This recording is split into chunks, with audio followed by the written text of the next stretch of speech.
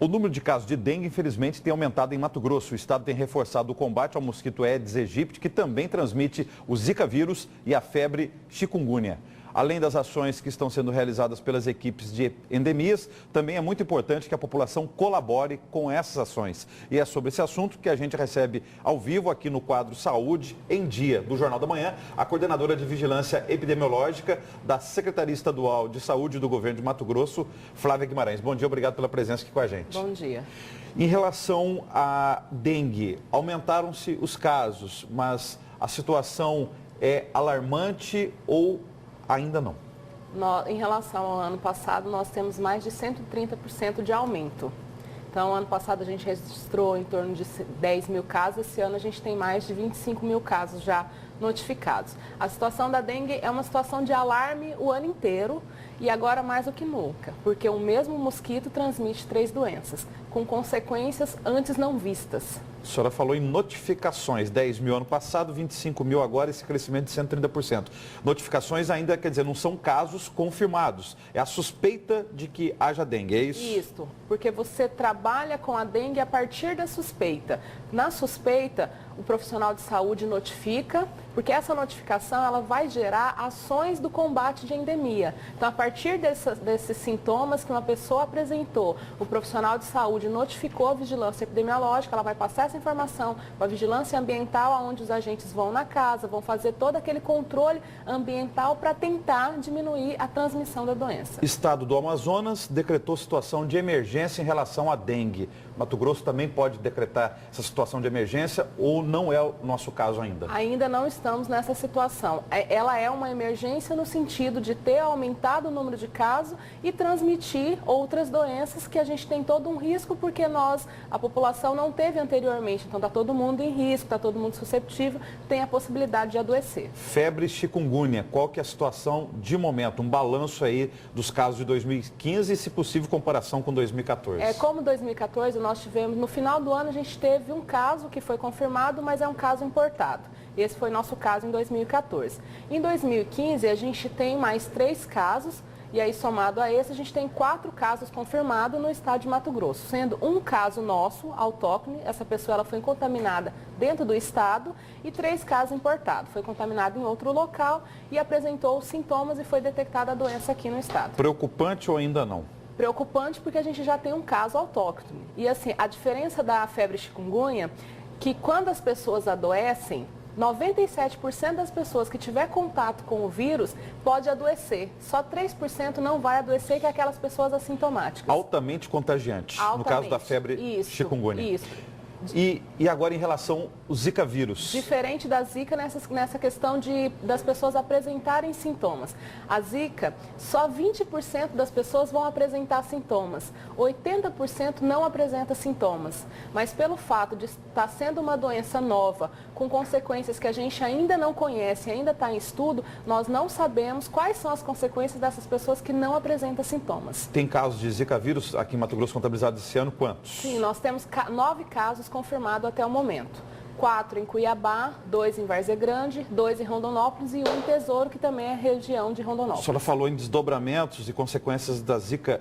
No caso, seria da microcefalia, daqueles bebês que nascem com a cabeça menores do que o habitual, é isso? Isso. A gente tem os casos de microcefalia, que ano passado no Brasil nós tivemos 147 casos. Atualmente a gente já tem mais de 1.700 casos. Então é um número incomparável. E aí os números de Mato Grosso chamam atenção, porque saiu um dado quando falou-se que Mato Grosso teriam 76 casos de microcefalia, mais de 800% o crescimento de Mato Grosso de 2014 para 2015. Confirmaram-se esses 76 casos ou Sim, diminuiu o número aí? Diminuiu o número porque esse primeiro número que foi repassado foi em cima daquela definição anterior de 33 centímetros. Do diâmetro... O perímetro cefálico da cabeça do bebê de 33 centímetros. Quando o Ministério reviu a definição e para ficar mais específico, porque no começo ele trabalhou com uma definição sensível, para pegar o máximo de crianças para poder ser acompanhada e avaliada. Aí ele reviu essa definição e está trabalhando agora com uma definição bem específica. menor que 32 centímetros. A preocupação é geral. Ontem nós divulgamos aqui, o Ministério Público Estadual, inclusive, pedindo para vocês do Estado informações, para a Prefeitura de Cuiabá, sabendo o que vocês estão tomando de providências. Quais são as principais providências que o governo de Mato Grosso está tomando para o enfrentamento dessas 3 doenças transmitidas pelo mosquito Aedes aegypti? Primeiramente, a gente tem que trabalhar o que tem sido feito pelos municípios, está se vinculando, que é a ação de combate ao mosquito. Se ele é o transmissor, é ele que a gente tem que combater para evitar que novas pessoas adoeçam.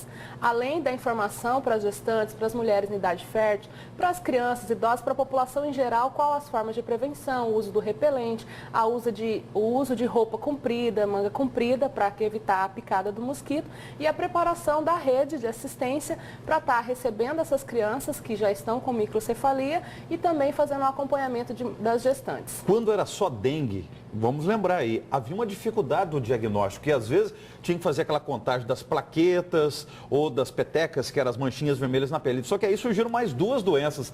Como é que está essa questão do diagnóstico, de fechar o diagnóstico, se é dengue, se é febre chikungunya ou zika? A gente continua com uma dificuldade no diagnóstico, principalmente em relação à zika. Ele não tem sorologia igual nós temos para dengue e chikungunya. A sorologia é para a gente saber se a pessoa produziu anticorpos contra aquela doença. Então, nós não temos isso para a zika, nós só temos um exame chamado PCR, que é um exame mais complexo. Cuiabá, Mato Grosso, encaminha seu material para o Adolfo Lutz, em São Paulo. E nós só temos, a nossa cota são 20 exames por semana. É um número insuficiente pelo número de casos notificados. Então, nós não teremos esse exame feito por toda a população. Os pesquisadores estão tentando desenvolver o mais rápido possível essa sorologia para facilitar o diagnóstico. O que hoje a gente recomenda aos profissionais? Fazer a diferenciação entre os sintomas, porque cada doença elas parecem algumas coisas, mas ela tem sintomas específicos que é possível dizer se é dengue, se é chikungunya ou se é zika pelos sintomas. Agora há pouco você falou do repelente, está gerando polêmica também. Às vezes tem gente usando indiscriminadamente ou em excesso. Tem algum protocolo sobre o uso do repelente, principalmente no caso, uso em crianças? O protocolo é utilizar o que o fabricante recomenda, porque ele foi feito a partir de pesquisa e aprovação da Anvisa. Tem repelente que dura 2 horas, tem repelente que dura 3 horas. Então, é ler a bula dele e seguir aquelas recomendações. Sobre mulheres em idade fértil ou gestantes, tem alguma recomendação específica? Que elas utilizem um repelente que tenha uma sigla DET, DET, que é um componente que não faz mal para a gestante. Então, elas buscar esse tipo de repelente que ele não tem contraindicação para a utilização pelas gestantes. E sobre aquela recomendação de se ter uma quarentena e as mulheres não se engravidarem durante um período, isso ainda continua ou foi descartado? Para evitar o contágio pelo Zika vírus e aí, no caso, até a microcefalia. Nós não podemos dizer para uma mulher que ela não engravide. Ela tem que ter essa decisão é dela, né? Ela tem que estar atenta a toda essa medida de proteção. Se ela decidir por engravidar, ela tem que tomar esses cuidados, evitar a picada do mosquito. Para isso, ela tem que estar usando repelente, usar roupa mais apropriada, mas nós não podemos dizer para uma mulher não engravide por essa situação. Ela tem que saber do risco e decidir. Muito obrigado pela sua presença. Até uma próxima oportunidade. Obrigada.